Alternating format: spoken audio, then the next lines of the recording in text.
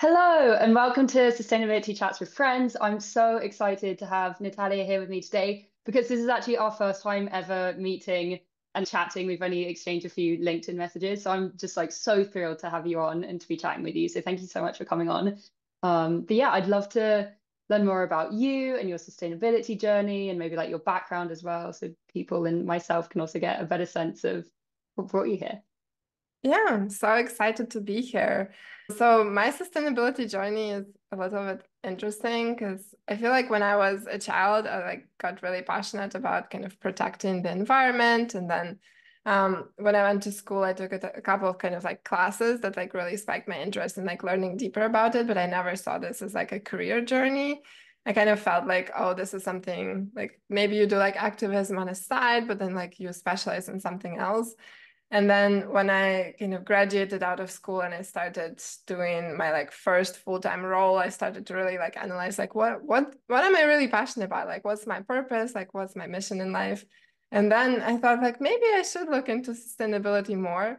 And so after that, I kind of transitioned into a sustainable finance role, which I worked for in 2 years. And now I'm actually pursuing further education here. So I'm doing like an MBA and Master of Environmental Management dual degree at Yale. And I also create content on the side and on Instagram, kind of focusing on like personal impact strategies and like thinking about how we can be more strategic about impact. So that's kind of my story. That is awesome. I love that. Wait, what's your account for your personal development? It's my name and my surname, Okay. so Nataliia_Nevinchana on Okay. Instagram. Sweet. Okay, I'm definitely going to look into that more. That's so cool. And also congrats on getting into your like is it your second master's program or your first master's program? No, it's Yeah, my like first, but it's going congrats. to be two at the same time. So it's going to be 3 years. That's insane. That is super cool though. Yeah, it's a little crazy that my like second education lasts almost as long as my first, but I feel like Yeah. it's gonna be exciting time. Yeah, I bet you'll get loads out of it too. And did it, because I was trying to figure out how we know each other as well. You did a certificate at Harvard too, right? In Yeah, I sustainability. took a couple of classes there. I think we were in the Scope 3 emissions accounting class. Okay, okay. Super fun. I love that class. It was really, really good. Yeah, I liked it too. I feel like when you think about kind of calculating emissions, it seems like so complicated, and then you take a class and you're like, okay, it's just like a GHG protocol. As long as you can read, you can do this. Literally, it's so straightforward. That's what I love about it too. It reminds me, so my background is in clothing design and like pattern making and stuff. It's like it's almost like a cookbook. Like you literally just follow it step by step when you're making like traditional Mm. patterns and stuff. And I found that following the greenhouse gas protocol was the exact same thing. So I loved it. It was literally just like plug and play. Like you you figure it out and you do it out in Excel. And I thought it was awesome. But I Yeah. think I feel like that ties in a lot to measuring lifestyle as well. Yeah, I would say so. When I kind of like think about it, what I've noticed about like my own journey is like sometimes you just kind of like do random things that are like whatever's like trending in the moment. I know like a couple of years ago it was like plastic straws. We don't really want to use plastic straws anymore. Like we need to save Yeah. turtles. And it's kind of like changes all the time. And so I feel like eventually you like end up in the place where you're kind of like doing things. So you're like Mm. putting in effort, but because it's not really organized or like strategic around what you like truly care about, you don't really feel like you're making any difference.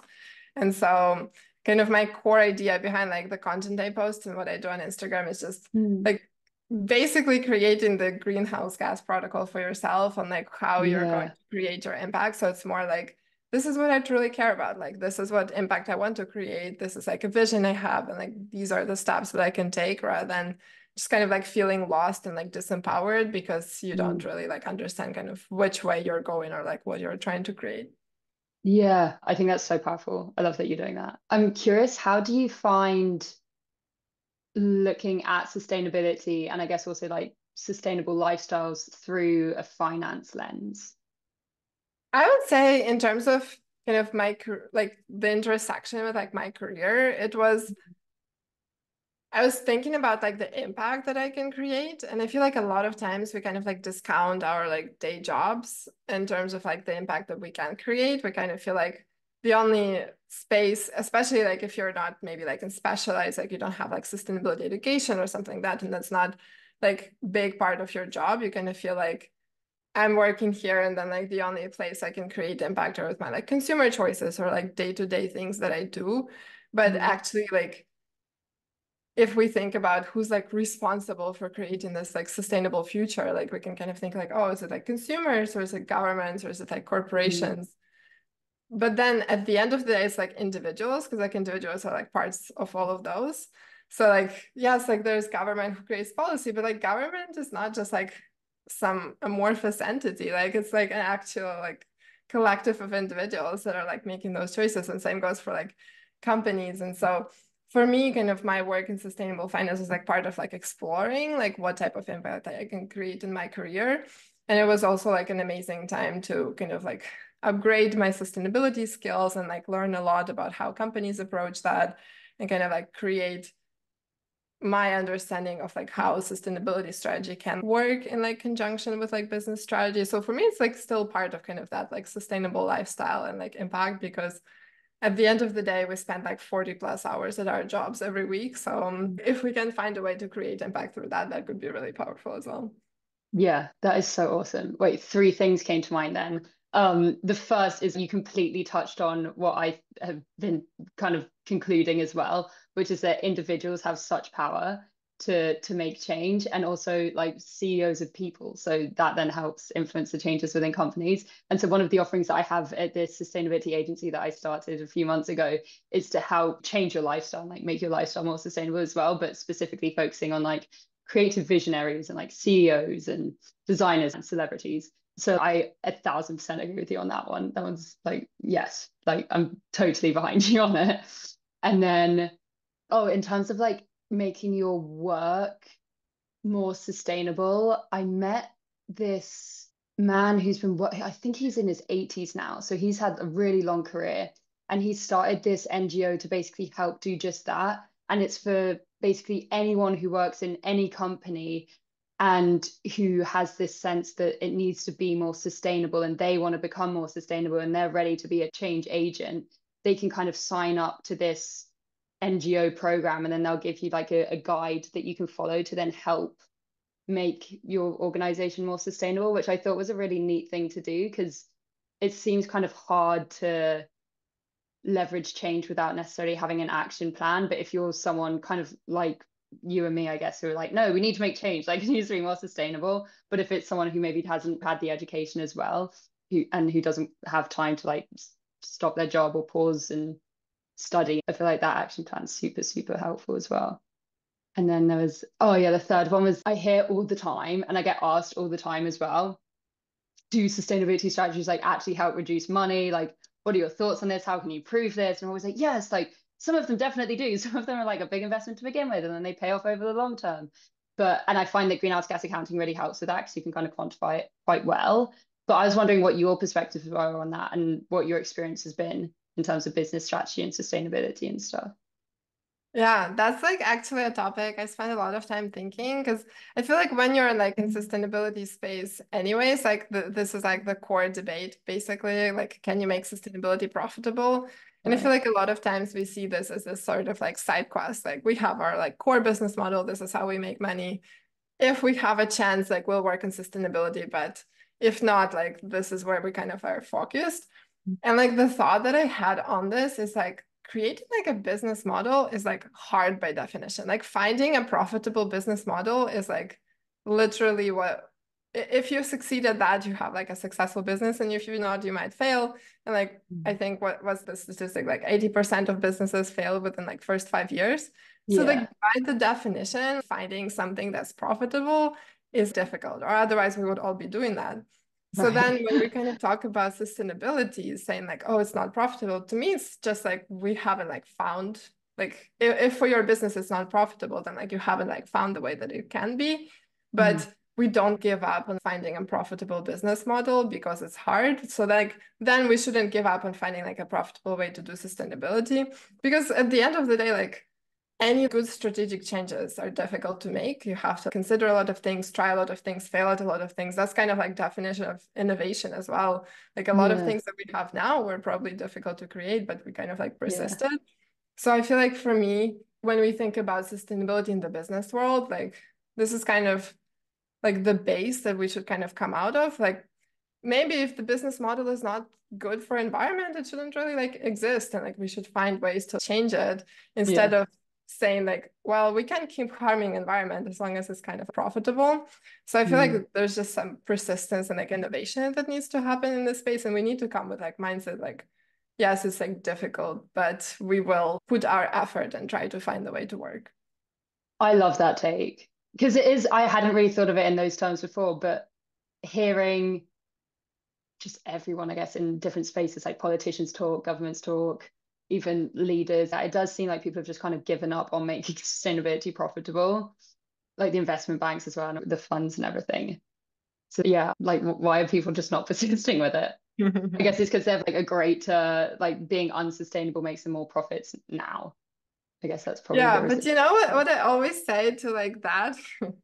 So, you know, like stealing is like infinitely profitable. Like if you keep like stealing people's properties, like you'll make tons Mm, of money. Like it's like almost zero cost. But like we as society kind of like agreed that like, I don't think like stealing is the way to do business. So like from that perspective, right. like maybe harming environment is not the way to do business either. It's just kind of like mindset that we need to like accept like we will keep looking for different business models until we find the one that like works in like harmony with like people and environment rather than like going for something that's like basically still like stealing resources from nature, from like ecosystems and like vulnerable populations as well. Yeah, that's a great way to look at it. I wonder if New Zealand, I think it was it recently Spain also made, well, New Zealand made, was it all of their rivers and lakes, or is it, I don't remember if it was all of nature or just a specific river, but I think also Spain made one of their largest lakes have human rights. Like it made it That's like a so legal interesting. person. And so I wonder Hmm. if they're onto something with that thought process, because then if people steal their resources or like keep polluting it, which is why it was made legally and a human entity, then they can get actual like legal ramifications, like you would if you did steal from someone. Yeah. I feel like I haven't heard like that specific news, but generally I feel like I've read some books on kind of like how indigenous people see nature. And like I Mm, feel like a lot of yeah, times they're like the advocates for these kind of like giving like rights to environment. And I feel like that's definitely yeah, like a place for a lot of like inspiration for me too. for And I sure. feel Me like too.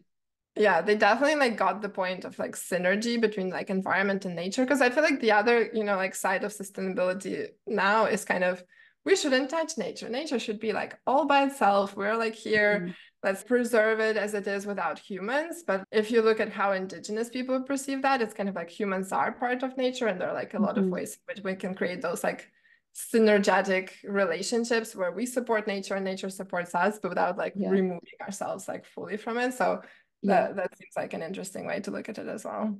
Yeah, for sure. For sure, for sure, for sure. I do think it's so odd the divide that we have in Western society and culture. Like nature's so separated from us. There's a new Indigenous writer actually that published a book that oh, she's not a new writer, but her book is new, that I really want to read. I think it's something like No One's Gonna Save Us or something like that, but it's based on a woman who I should research it more before I start speaking about it. I think she was from the Amazon, but I don't remember if it was the Brazilian Amazon or a different part.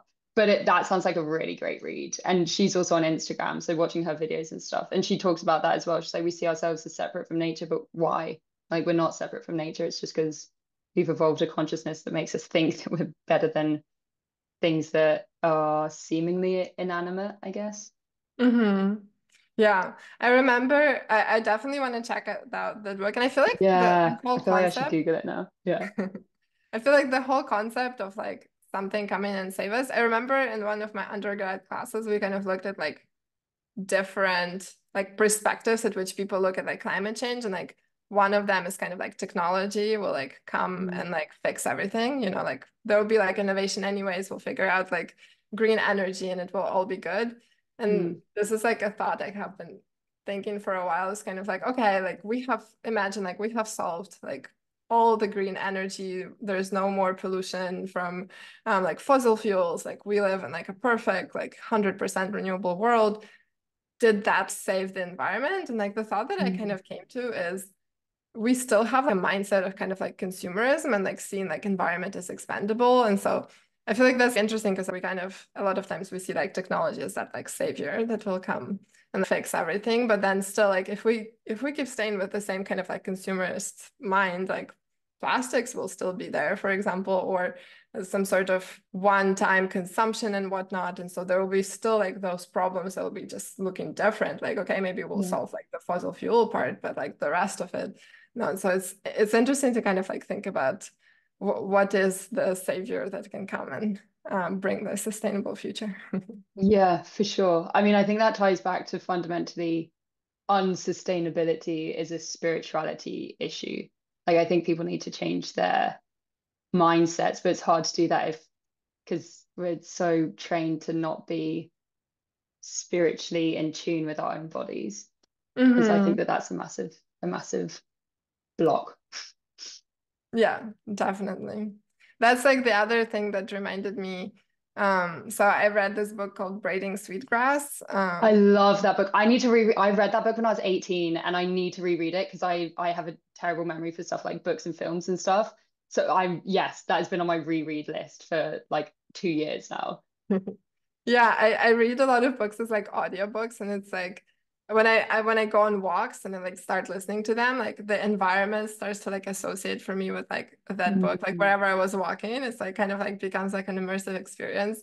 I But I love remember there was that. like a chapter about like language and like different indigenous languages Yeah. and how like there's no inanimate kind of like properties of like nature. Like everything is seen like as I think the only things that were like inanimate in the language that she was talking about was kind of like objects that were made by humans, and everything else, even Interesting. like rocks and whatnot, were animate. And it's interesting because that's like kind of goes to like the point you said about like spirituality and just kind of like how we see the world too. Um, Yeah, yeah, because like if you see things as objects, then that's how you're going to treat them. for sure, for sure, for sure, for sure. And I think that's also how like when you travel to certain places, that certain place has a certain energy to it as well. I think that's because, yeah, I think, yeah, it's not all inanimate. Everything has a frequency. Yeah. Um, I had another thought that came up and I can't remember what it was. Mm. What have been some good books that you've been reading recently? I'm trying to think. Oh, actually, recently, so there's this blogger on Instagram. Her page is called The Dirty Alchemy or something like that. But she has a Okay. book called Regenerative Business. It's Okay. like a short ebook. And that one was kind of talking about how the way that we do business is kind of like very rooted in industrial revolution and kind of like Mhm. achieving like efficiency and productivity. But I think her audience is like mostly like small business owners that are kind of like trying to create the business that like aligns with them. And especially when you're a small Interesting. business owner, you kind of do everything by yourself. So it can feel like Yeah. really overwhelming. Yeah. And Yeah. so she kind of talks about how like losing our connection with nature has made it really difficult for us to like do business as well, because kind of this like cookie cutter like industrial type of business doesn't really work for like Right. small business models, because Mm. it is kind of like part, of your like soul or like your mission that you like feel really deeply connected to. And now you're kind of you need to like crank out products and you need to like raise your productivity and efficiency, and that doesn't really work. I haven't finished reading it, but I just think this like it's very interesting to kind of like look to nature for like inspiration and like how you create your business rather Mm. than kind of like industrial revolution and how like factories work, especially because that has been so long ago. Like it's been over Yeah. a century when that model was kind of created. So Right. surely we should have some innovations since like that time. Yeah, for sure. That sounds super interesting. I'm going to read that too. And I have a few friends in mind already who I want to send that to because they definitely on the same wavelength. They're like, I hate that I have to sell products to like do my advocacy work and everything. But it's kind of Yeah. the only way that you can grow a business and then help change the supply chain and stuff. Something I also liked about that book is at the beginning, she kind of says like this book like talks about things in non-linear ways because this is how my mind works. And I thought that's so refreshing because I feel like a lot of times, like even if you do writing, it's like needs to be very clear, like introduction, first thought, second thought, conclusion. But Hmm. I'm like, it's so nice to see this refreshing kind of way of even like feeling like I can express my thoughts whichever way my brain works. And then like the Hmm. people who connect with them will connect with them, and the people who will Right. not. Yeah. 100%. Did you take Leith Sharp's Sustainability Leadership for the 21st Century No, I course? haven't. It What was did you like about the class? one of the best courses I've taken. I absolutely loved it. But one of the things that she kept stressing is it's a squiggle. Like every journey, every business decision, every anything, basically, every story is always a squiggle, but it's always conveyed as this linear line. And it does the journey so much injustice. And it means that other people can't learn from your mistakes either or learn from your journey because it's always this polished, like, yes, we had this idea. We were going to make, for instance, Harvard more sustainable. We are going to create the Harvard sustainability program and everything, or not the program, the department. And then we hired a professional, they did all of the measurements, and now we have these great plans in place. And it's been whatever it is, 20 years, and we're still thriving. Instead of the actual journey, which was it was insane. None of the other schools wanted to participate. It took us like 5 years to get all the data. Like there were all of these ups and downs. We barely were able to change the light bulbs, like stuff like that. I'm making this up, but that kind of example of things. And she Hmm. interviews CEOs for these huge companies all the time and always asks them like, okay, could you tell me the journey of like how you got to develop your sustainability program and everything. And it's always this linear approach. It's very rarely this squiggle. And so then when she pauses and asks them, okay, but have you recognized that actually in reality there's a squiggle? Everyone goes, yes, yes, I do. And yes, we really should be conveying this. Like it would be so much better if we did, because it's a better reflection of reality instead of always trying to be perfect. Yeah, that's like so interesting. I haven't thought about it, but when you were saying, the thought came to mind. So because I like do content on social media, or like Mhm. a lot of times I like look for ways to make it more engaging. And also with like Instagram, like cutting everyone's reach and whatnot, that's like basically you have to like do your own thing, and then like on top you have to have like a degree in social media marketing for that to work.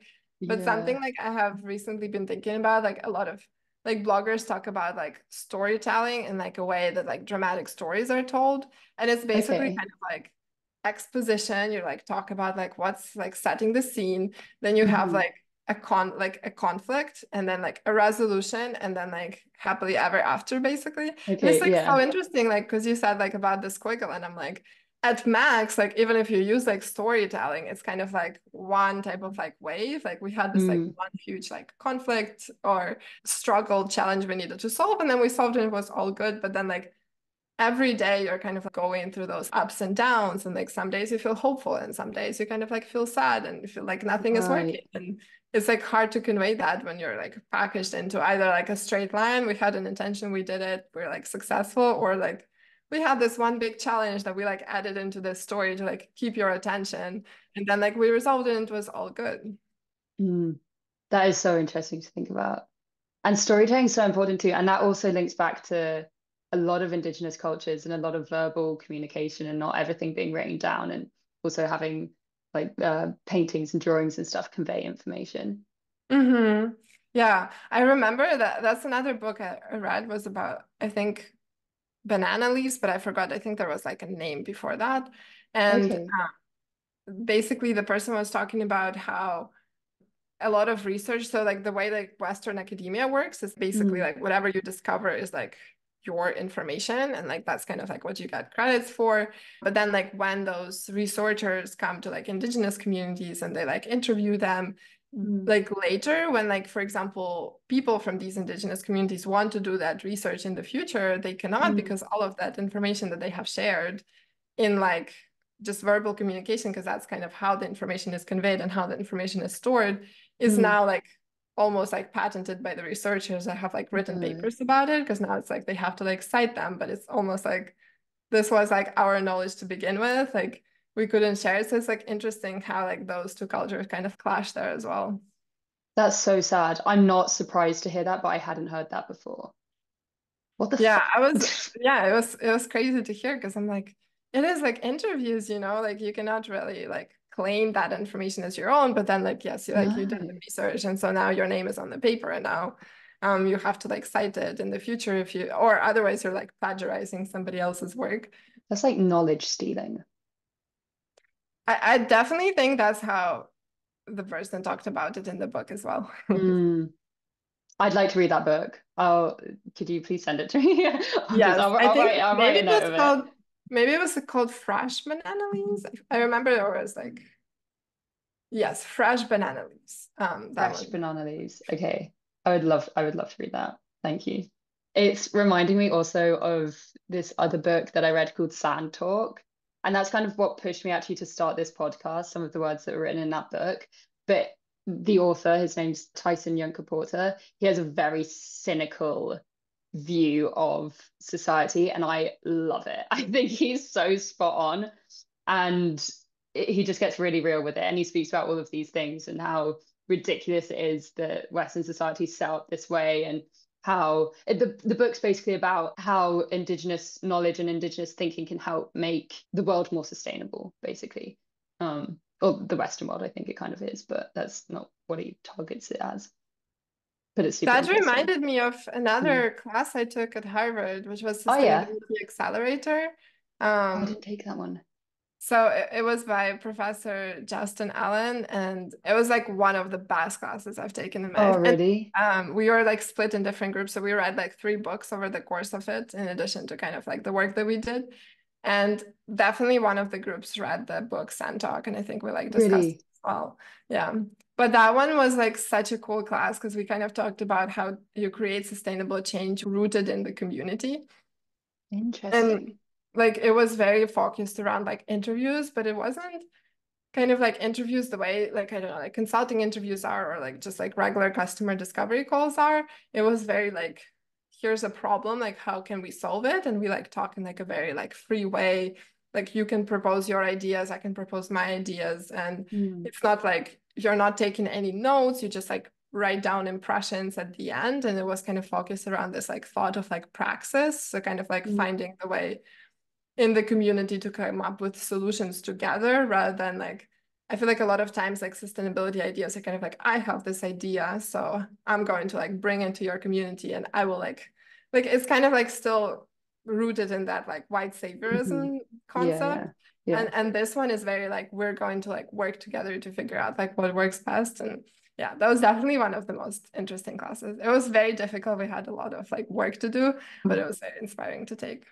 That sounds awesome. That sounds so much like the Leith Sharp course too, because we also had to do 2 interviews, but it wasn't around a solution. It was interviewing a change agent in our industry, which was just an Mm. awesome experience, an awesome opportunity. And I was super grateful to speak to the woman that I got to speak to. She's awesome.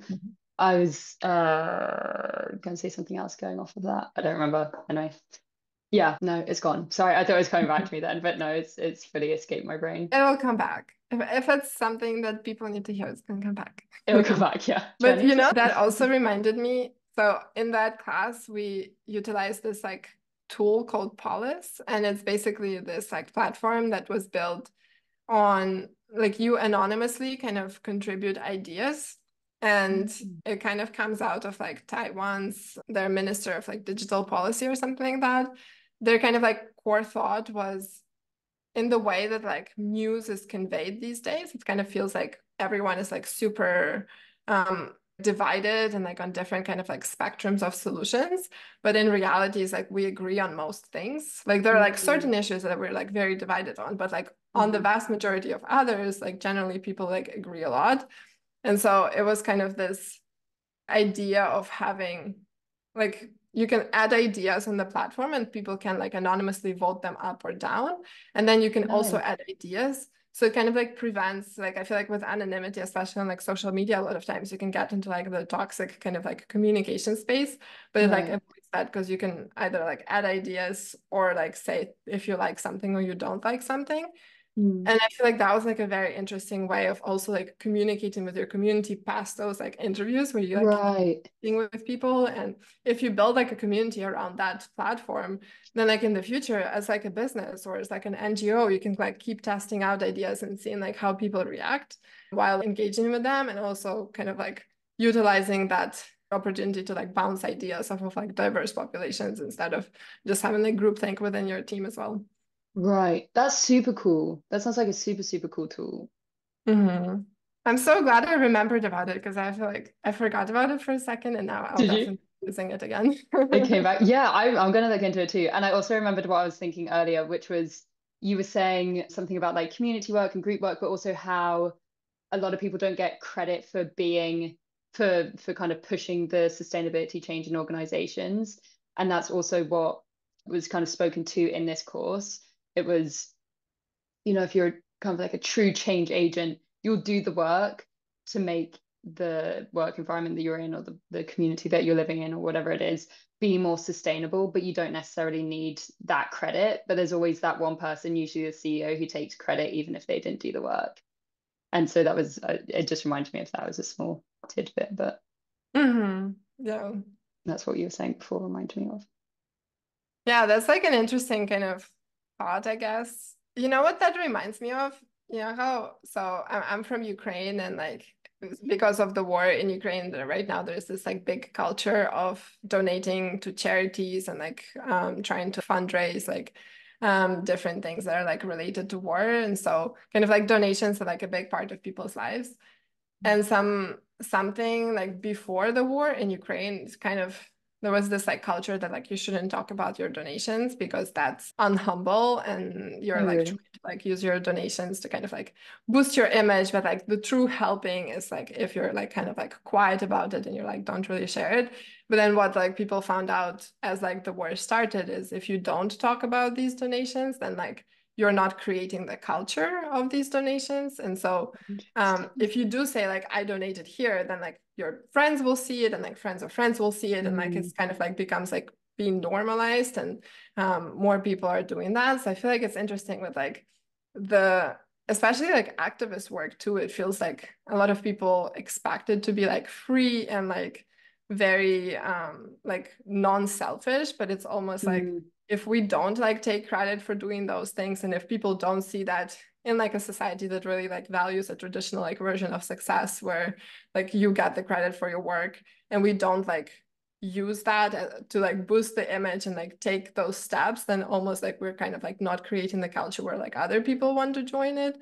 And right. it looks like something that you should do only if like you're very like mission driven and like don't really care about like I don't know like worldly pleasures and whatnot. Mm. So it's kind of like interesting to like, should you be taking credit or should you not? I mean, obviously, if you didn't do the work, then Then probably don't, not. yeah. But if you did, like maybe that's something we should like normalize about like celebrating those activists that get those like wins and giving them the credit and giving them the rewards of kind of like doing the important work too. Yeah, absolutely. And I think that also links back to anyone who works in a supply chain that's actually doing the work and it's not just the big figurehead at the end that's kind of selling whatever it is or the face of whatever it may be. I think that would be a great thing to do to boost that. Because that was also one of Mhm. the things, I think that's why it came up in this class. It was like, it's frustrating, but that's a good thing to ask your change agent about in the interview, like kind of like gauge what people think about it in real life and everything as well. Mhm. Yeah, it's interesting. I'm having all of these tangents in my head today and just like cannot hold on to any of them. It's so annoying. I don't know what it is. I think maybe because it's going quite humid, I'm like overheating a tiny bit. But anyway, so sorry about that. No, but I feel like it's very interesting, you know, how the conversation develops. I love like this whole like concept you have about like curiosity and kind of like not like planning out the conversation because like I feel like we wouldn't end up in these like interesting like pockets that we have explored if there was like a topic that we're gonna focus on like this and like really get deep into it. So I feel like that's like part of the process too. Yeah, and I think actually this class that I've talked about in this call, which I don't think I've actually talked about in any other podcast episodes or in public before, but I think subconsciously, if not consciously, it massively influenced like the way in which I wanted to have these podcast episodes be, because I think there are so many podcasts out there, full stop, but also so many things that are so linear and so structured and so regimented. And I really enjoy those conversations where you end up having those like crazy divergent tangents going on, because then it's almost like a treasure hunt of sorts. Like you get that thrill when you're like, oh wow, like I didn't realize that, or I didn't know that, or oh, this is interesting that we're going in this direction. And I think it's interesting knowing what other people's curiosities are too, because then you get to kind of, or from my point of view, I get to expand my mind and knowledge and stuff like that and see what people are really interested in, which I love. Yeah. I also feel like so something like that's more focusing on kind of like how we think about sustainability and generally is like part where, you know, like we don't devote our time to like play, like something that like doesn't Mm, have like productive output. And I feel like that's like part of the change in thinking that we need to kind of like arrive at, where we start like putting value on things that don't necessarily produce money or like produce like fame or produce some sort of right. like tangible result. And so I feel like curiosity and just like going after like things that like right now like I don't know, maybe like this topic doesn't make sense, or like maybe this like doesn't relate, but we kind of like still go there and we like explore, is like part of like changing that mindset and part of Mm, creating like a culture where we are able to like rest without having a purpose behind it, or like go into pursue some hobby that doesn't like make us money or something like that. And I feel like from like creativity and like how much innovation needs to go into kind of these sustainability solutions, that's like also part of that. Like if we look at like design thinking and mm, their like ideation part, like they have so many like different like questions like that help your brain go into like a very different direction, but like at the end it can like arrive at a very creative idea. So I feel like this is like part of like creating this sustainable future, is like having like conversations that are rooted in like curiosity rather than like let's solve this problem right here right now, or like let's like share expertise that you have accumulated throughout your career. But it's more like, yeah, let's just like have a conversation as friends. yeah, yeah, I love that. And I think it links back also to the natural cycles as well, Yeah. which is fun. I also happen to remember what I was going to say before, which is that I saw this LinkedIn post by this incredibly awesome circular economy specialist, particularly in the textile and fashion space. And her name's Serena Bonamy. And she wrote this post the other day and she was like, is it just me? Or do other people get asked to do things for free because their job title has something to do with sustainability or circular economy and things that tend to be associated with activism work? Because she was like, I keep getting all these messages from people asking me to either do talks for free or teach a workshop for free or whatever. And she's like, I have whatever it was, 10 plus, I think it was close to 20 years experience in this industry. She's done several degrees, master's degrees. She's a certified professor in teaching circular economy things and everything. And she has all these workshops already set out, and she's paid to teach at these events around the world and all of these things. And so I think that that was quite an interesting tie to what you were saying about, yes, like we need to create a culture which elevates activists, but also that honors the fact that that is not that her profession is pure activism, but that people in these areas and these fields are paid for what they do, and honoring that and respecting that is also another way that you can help change the industry and society in general to become more sustainable and to have more respect for those fields. And that also just reminds me of like the fact that sustainability science has only been a science since I think it was the 50s, right? The 50s or the 60s, which also just blows my mind. Like it wasn't considered a science before then, which is ridiculous because I think it's one of the most like fundamental things with our world, like Hmm. the way that systems interact. Yeah. You know, I had like two thoughts when you said that. So one, I feel like it's interesting that society almost like puts a premium on doing things that are like mission aligned. And it's almost Mm. like, you know how like a lot of NGO jobs are like very underpaid. And it's almost Yeah, like if you work for an NGO, like you're automatically agreeing to like get paid less than like if you would right, work for a profit institution, because you're doing something that like your soul desires and you're doing something that right. like fulfills you. And so you're like getting paid in fulfillment, which is like interesting like incentives that we're setting up. Like we're incentivizing people to work on things that don't fulfill them because they will pay better, versus like if you Mm. are like happy and like doing something that like matters to you, then like you should get paid less. And I feel like that goes for like teachers as well. But then yeah. Like, don't get me started on teachers. I could rant about that all day. I don't understand why their salaries are so much lower than other finance-based professions. For instance, just as like one example. Yeah. And like I led a nonprofit in Ukraine for like 4.5 years. And that was like No one of the way. reasons. that like right now we're like closing it is because you're kind of like almost like going around like begging for money all of the time. And like that kind of like creates like you just want to like exit that space because that's not like the best mindset to be in. Mm. But you know, the second thought that I had, I remember reading in some book, I forgot which one, about like science and how like science is like impacted by the way that like society thinks. And Mm-hmm. like environmental science in, I don't remember when, like maybe like 70s or like Okay. 60s, believed that trees are competing with each other in the forest for like Yeah. nutrients because Yeah. that's kind of like how the society in that like time was like viewing just like competition in the market, competition between like people in the job market and whatnot. And so there was like a scientist who was saying like, no, they're like actually supporting each other. And he was almost Mm-hmm. on the verge of like being like excluded from scientific community because his like views were like so different from what like the mainstream views were. And so it's like it was so interesting to me because like in a sense, like when, especially when we talked about like indigenous knowledge versus like Western knowledge is Mm-hmm. really about this like scientific method. Like it's a very like sure way for you to get it, like test your hypotheses, get like at a specific like outcome. But then Yeah. also the scientific method is impacted by like the way how we perceive things in like that time Yeah. period in society. So that also reminded me when you kind of said that sustainability started in like 50s. Yeah, that's insane. Do you remember what country that man was from? I don't. It was like a couple of years since I read the book, so I forgot even what book it was. No worries, because I was just curious because a recent book that I really enjoyed reading was called Finding the Mother Tree by Dr. Suzanne Simard. And she had a similar experience near Vancouver in British Columbia.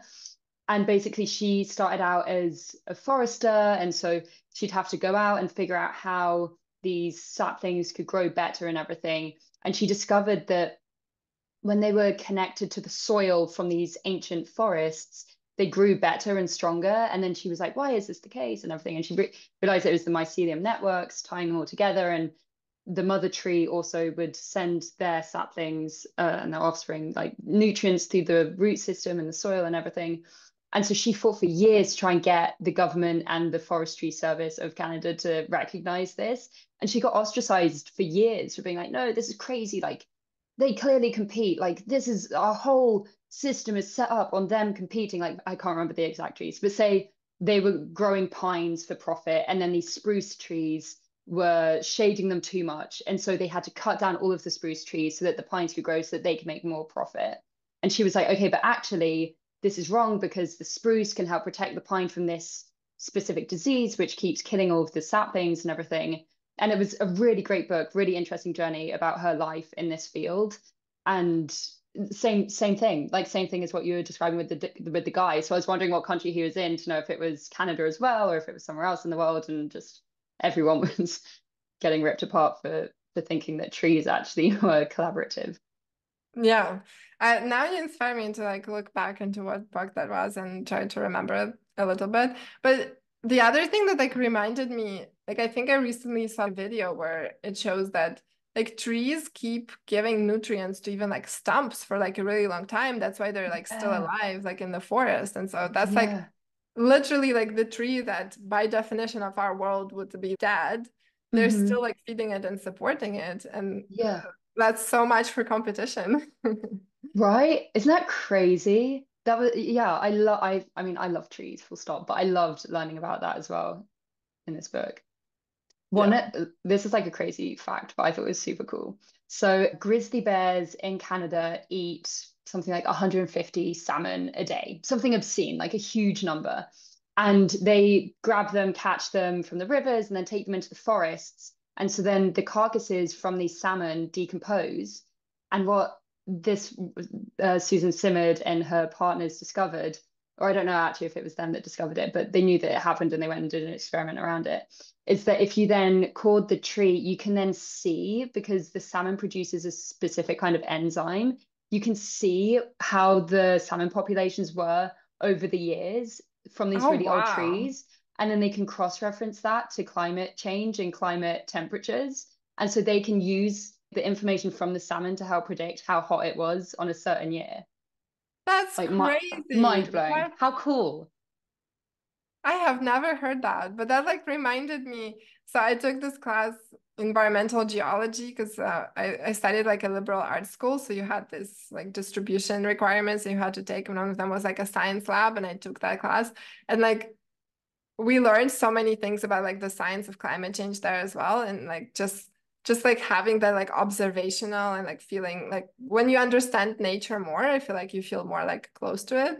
Mhm. That like reminded me of the whole reason I feel like I really got into like sustainability as well. It's just because you like find out these like crazy facts and you're like, oh my God, nature is like so fascinating. Yeah, right. Me too. I love it. It's a massive driver for continuing to research things because it's like you never know. You never know what you might find out. Yeah. I remember like I read about like species loneliness. I think it was a book called How to Do Nothing. So Okay. it was kind of like talking about like that's what we like mentioned earlier, just kind of like pursuit of like curiosity and things that are like not productive is like not Mm. necessarily rewarded right now in society. And so one of the things that the author was talking about is like when you walk, like we have lost kind of like the knowledge of like what species surround us. Like we Yeah. don't really know like what is that grass that's growing there? Like what is that Right. like, weed? And also it's interesting how like certain things are named weeds and certain things are not, but that's a different Yeah. conversation. But just like the whole like idea of when you're like walking in nature because you don't know like plants or you don't know the animals where you're walking, like you can feel more lonely and disconnected from it because we kind of like have lost that contact. I feel like that's like really interesting. That's something I've been reflecting on too, is like if you are walking in nature and you're like, oh my God, that's like that type of bird and like this is like this type of plant, like you feel like part of like one big thing versus if you're Yeah. just like, going on a hike and you're like, I don't know what this is, like I'm just like along the trail. That's like a very different mindset to have as well. Yeah, that's crazy actually to think about. I hadn't heard of that term. That would Oh, be and that reminded me because I remember I did a post about it. So I did a little bit more research. So because of that, there's way more money directed towards conservation of animals because we like recognize animals and we no know what species they are way. versus plants because we feel like less connected to them. So that's like another thing too. Is like we don't feel connected, so we don't recognize it, so we don't feel like we need to save Huh. it. Versus like polar bears, like we all like know how they look like, Right. and so we're like concerned about their like survival because of like climate change, for example. That's crazy. It's so interesting hearing about how psychology and human behavior ties into sustainability as well. Yeah. That's super, super cool. I'm trying to think now of the last time I went on a walk and I was like, oh, that's that tree and whatever. I love that. I also just noticed we're coming up to the hour. So Yeah, it's I crazy how the time flew by. literally flew by so quickly. And I don't want to take up any more of your time because this was so great. And I know that you're super busy. But just before we wrap up, I know that you have an impact planner, which is super cool. And so would you want to talk a bit more about that as well? And then tell people how to access it? Yeah, of course. So at the beginning, we talked a little bit about kind of creating the impact strategy and like thinking about the way that you're impacting like sustainability and in the way that really like connects with your mission and like what your values are and kind of helps you achieve the vision of like the sustainable future that you have. So I created this resource that kind of like helps you like ask yourself those questions and kind of like coach yourself through creating your personal like impact strategy while also like focusing on the ways to like implement it in your life at the level of like habits and like that really works for you. So we kind of like avoid setting like unrealistic goals and kind of like weigh down on us. So you can download it by accessing the Google form in the description and then you'll get it in your email. That is so, so, so awesome. Thank you so much for creating that. That sounds epic. Like I want to do it. Of course, I hope it's helpful. Yeah, I'm sure it is. Oh, well, thank you so much again for joining me. This was so much fun, and I love getting to know you more. I still can't believe that this was literally our first call ever. But yeah, let's definitely keep in Yeah, touch. thank you so much for inviting me. I had so much fun talking, and it's like it's so interesting that this is the first time we talked and we had such like a cool conversation. Right? I'm also like, there are so many things I want to ask you as well. Like, I need to like cut it off at the hour because otherwise I could literally talk to you for like three or four.